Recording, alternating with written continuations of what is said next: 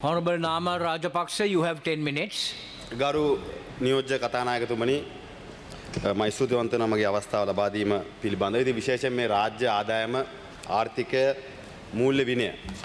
ඉතින් මේ ආණ්ඩුව බලයට පත් වෙනකොට මැතිවරණ ප්‍රතිපත්ති ප්‍රකාශනයට වඩා හාත්පසින් වෙනස් ක්‍රියාදාමයකට ආණ්ඩුව එළඹුණා.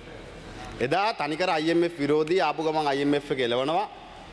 රනිල් වික්‍රමසිංහ ජනාධිපතිවරයාගේ ආර්ථික ප්‍රතිපත්ති අපිට ගැලපෙන්නේ නැහැ. අපේ රටට හරියන්නේ නැහැ කියලා බලයට ආපු අය දැන් රනිල් වික්‍රමසිංහ ජනාධිපතිතුමාගේ ප්‍රතිපත්ති IMF එකේ වොෂින්ටන් වල හදන දේවල් කොළඹ රනිල් මහත්තයරත් වඩා හොඳට කරගෙන යනවා.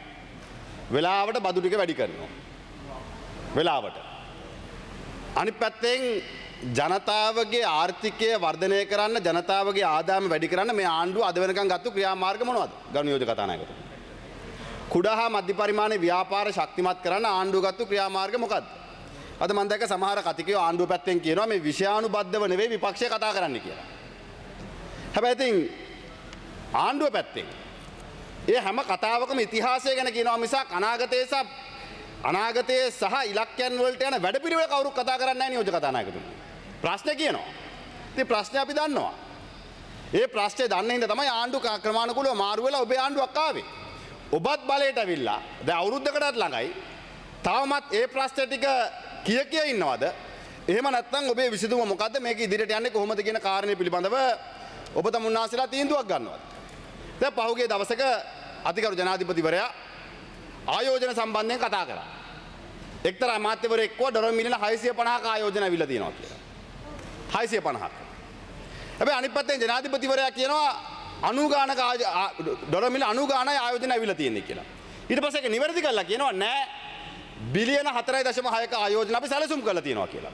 දැන් ඔබතුමාලාම පත් කරපු BOI එකේ සභාපතිවරයා පහුගිය දිනක කියනවා කරු නියෝජ්‍ය කතානායකතුමනි ඉන්දියාවෙන් සහ චීනෙන් ලංකාවට එන්න නියමිත ඩොලර් බිලියන 4 ගානකුයි 3 ගානකුයි නිවැරදි කිරීමට යටත්ව තියෙන ආයෝජන 1 ගානක තියෙන ආයෝජන ලංකාවට ඒම පිළිබඳව තාම නිශ්චිත තීන්දුවක් ඒ ආයතන සහ BOI එක අතර නැහැ කියලා.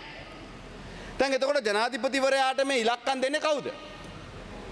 එතකොට ඔබතුමාලා මේ ෆිස්කල් පොලිසි හදන්නේ මේ රටේ ආයෝජක සැලැස්ම වල හදන්නේ මනස්ගාතයක් ඔළුවේ තියාගෙන. හීන මාලිගාවක් හදාගෙන. ඔබ හිතනවා අරයා එනවා කියලා. එයා එන්නේ නැහැ. එහෙම හදලා නම්බර ටිකක් ඇවිල්ලා පාර්ලිමේන්තුවට කියලා 10% ආර්ථික වර්ධනයක් හදා යනවලු. හැබැයි ADP එක 3.6 අතර ආර්ථික වර්ධනයක් තමයි ඊළඟට මේ රටේ මේ අවුරුද්ද ප්‍රොජෙක්ට් කරලා තියෙන්නේ. හැබැයි අපි 10ක් හදනවලු. 10ක් හදන්න පුළුවන්. අඩුම ගානට එනවා කියපු ආයෝජන ගෙන්න ගන්නවා නම්. හැබැයි නෑ. ඉන්න ආයෝජකයොත් යනවා. පහුගිය කාලේ කර්මාන්ත ශාලා වැහුණා. එතකොට මොකක්ද ආණ්ඩුව කිව්වේ? නෑ ඒක එක ගාමන් ෆැක්ටරියක් විතර ඒක 1500ක වෙන්නේ. එකයි කිව්වා. තවත් කර්මාන්ත ශාලාවක් ඇවිල්ලා ඔබේම කැබිනට් අමාත්‍යවරයාට චෝදනා නැගුවා. විපක්ෂ ඉන්න කාලේ වෘත්තීය සමිතියක් හදලා මේක විනාශ කරා කියලා. හැබැයි එතකොට ඒ එක ආයතනයක් නේ. තමක් නැහැ. දැන් මේ එක ආයතන කීයක් වැහෙනවද? ගරු නියෝජ්‍ය කතානායකතුමා. මේවා වස්සන් නැතුව රැකියා ටික ආරක්ෂා කරගන්න ඔබේ සැලැස්ම මොකද්ද? ආයෝජකයාට ගිහිල්ලා අපි අදාළ ආයතන හිටපු ප්‍රධානීන් හිරේ දැම්ම අපි නඩු දාලා මෙච්චර නඩු දාලා තියෙනවා මෙච්චර හිරේ දැම්මට කිව්වට ආයෝජකයෙක් රටට ආයෝජන කරන්න එන්නේ නැහැ කතානායකතුමනි. නියෝජ්‍ය කතානායකතුමනි. ඒක තමයි ඇත්ත. ඒක තමයි ඇත්ත කතාව. හැබැයි මේ සිස්ටම් එකේ තියෙන සමහර වෙනස්කම් වෙනස් කරන්නේ නැතුව නිලධාරීන් මාරු කරනවා. නිලධාරීන් හිරේ දානවා. අන්තිමට මොකද්ද වෙන්නේ? පත් වෙන නිලධාරියාත් අර නීති යටතේම හිරේ යනවා අනාගතේ. ඔබේ න්‍යාය ඕකනම්. අද ඔබ පොරොන්දුනා මෙරටේ රාජ්‍ය යාන්ත්‍රණ ඩිජිටල් කරන්නට පරිවර්තනය කරනවා කියලා. ප්‍රොකියුමන්ට් ගයිඩ්ලයින් ටික ඩිජිටල් කරන්නට පරිවර්තනය කරනවා කියලා. අද වෙනකන් ගත්ත ක්‍රියාමාර්ග මොකද්ද? අද වෙනකන් ගත්ත ක්‍රියාමාර්ග මොකද්ද? ටෙන්ඩර් පටිපාටයන් විනිවිද භාවයකින් ලෝකයේ තියෙන හොඳම ප්‍රැක්ටිස් එක. ලෝකයේ තියෙන බෙස්ට් ප්‍රැක්ටිස් එක ලංකාවට ගේන්න ඕනේ. එහෙම ගෙනාවොත් තමයි මේකට විසඳුමක් දෙන්න පුළුවන්. හැබැයි ඔබේ සැලැස්ම මොකද්ද ඒකට? ඔබ ඒකට සූදානම්ද නැහැ? ගරු නියෝජ්‍ය කතානායකතුමනි. ඔබ කරන්නේ නිලධාරියෙක්ව මාරු කළා. එහෙම නැත්නම් නඩුවක් දාලා හිරේ දාලා ඔබෙන් වෙන වැරද්ද වහගන්නවා. අපි දන්නවා ඔබට රාජ්‍ය සේවය පිළිබඳව විශ්වාසයක් නැතුව ඇති. ඒ හින්දා තමයි ඔබ ජනාධිපති ලේකම්වරයාගේ ඉඳන් පොලිසිය භාර ලේකම්වරයා දක්වා වර්තමාන මුදල් අමාත්‍යාංශයේ ලේකම්වරයා දක්වා තමන්ගේ මැතිවරණ වේදිකාවෙන් ගිහලා වාඩි කරන්නේ. ඒ ඔබ මේ රටේ රාජ්‍ය සේවය විශ්වාස කරන්නේ නැහැ. ඒක පැහැදිලි. හැබැයි රාජ්‍ය සේවය විශ්වාස කෙරුවේ නැති වුණාට කමක් නැහැ. ඒක බිඳලා දාන්න එපා. ඒක කඩලා දාන්න එපා. ඒක කඩලා දාන්න එපා. අනිත් පැත්තේ කුෂිකර්මාන්තය ගැන කතා කරා. ඉස්සර නම් කිව්වේ හාල් පිටරටින් ගේන්නේ හොරගම් කරන්නයි කිව්වා. පිටරටින් කන්න බොන්න ගෙනල්ලා මේ රටේ විකුණන්නේ හොරගම් කරන්න කමිස් ගහන්නයි කිව්වා. එහෙමනේ කිව්වේ ඔබතුමාලා. බෑ අද ගොවියට දෙන පොහොර ටික ප්‍රමිතියට නැහැ. ගොවියගේ පොහොර ටික ප්‍රමිතියට නැහැ. ගොවි සංවිධාන පාරට බැහැලා. කතා කරන්න මිනිස්සෙක් නැහැ. ඒකට විසුමක් දෙන්න විදියක් නැහැ. අනිත් පැත්තෙන් ආණ්ඩුව මොකද්ද කරන්නේ? වගා කරලා රටේ ජනතාවට කන්න දෙන්න වෙනුවට සාකච්ඡා තියතිය පිටරටින් හාල් ගේන්න කතා කරනවා. පිටරටින් ලුණු ගේන්න කතා කරනවා. රටේ මිනිසුන්ට කන්න දෙන ගොවිය ආරක්ෂා කරනවා කියලා බලයට ආපු ආණ්ඩුව. හැබැයි එහෙම බලයට ආපු ආණ්ඩුවක් ගරු නියෝජ්‍ය කතානායකතුමනි ගොවියට ප්‍රමිතියට පොහොර ටික දෙන්න බැරි නම් ඒ ටික මම ඇහුවම පහුගිය කාලේ වට බැන බැන ඉන්නවනම් මේ රටේ ගොවි ජනතාවට සාධාරණයක් සිද්ධ වෙන්නේ නැහැ කියන එකත් අපි ඔබ තමුන්නාන්සලාට මතක් කරන්න ඕනේ. අනිත් පැත්තෙන් මේ ගත්තු ණය ගෙවන්න ඕනේ. ගත්තු ණය ගෙවන්න ඕනේ. මොකද්ද තියෙන ප්ලෑන් එක? මොකද්ද තියෙන සැලැස්ම? නම්බරයක් කිව්වා කියලා අපි රාජ්‍ය ආදායම මෙච්චර වැඩි කරනවා කිව්වා කියලා. ඔව්. බදු වැඩි කර ගනිමින් රාජ්‍ය ආදායම ඔබ වැඩි කරන්න උත්සාහ කරනවා. මේක වෙන්නේ ඉලක්කයන් වලට යන්නේ නැහැ.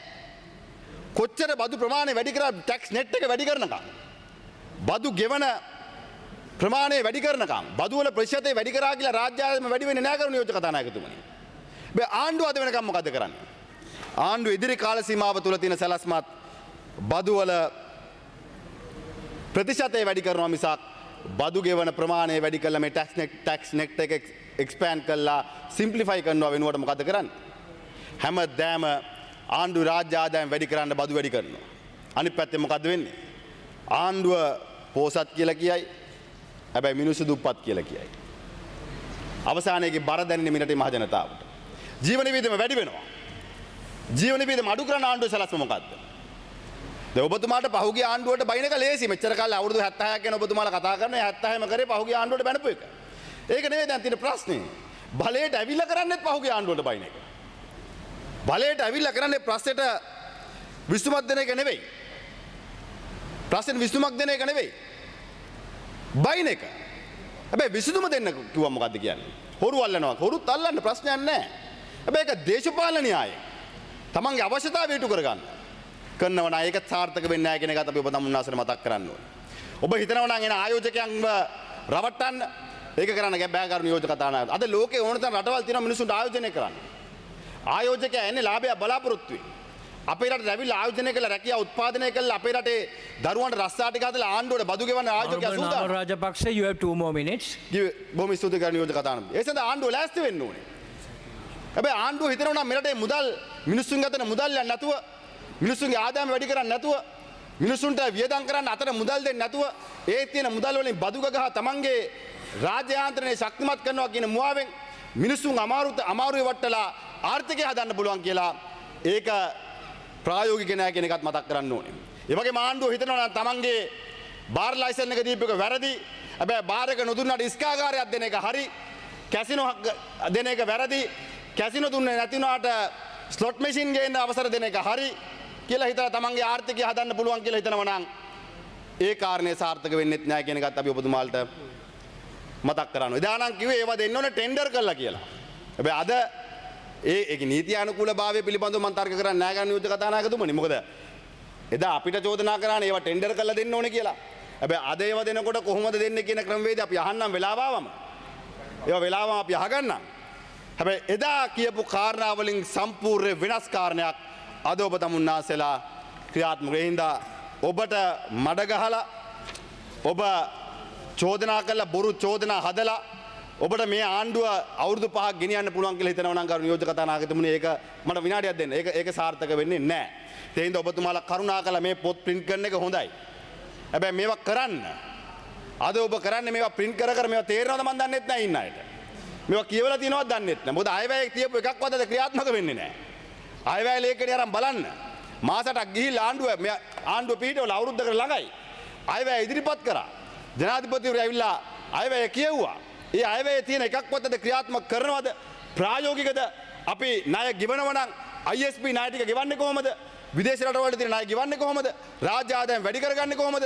ඒ වගේම ආයෝජකයෝ ගෙනල්ලා රැකියාව උත්පාදනය කරන්නේ කොහොමද කියන කාරණේ පිළිබඳවත් හොයලා බලන්න කියන ඉල්ලීම ගරු විජිත කතාතුමනි කරනවා.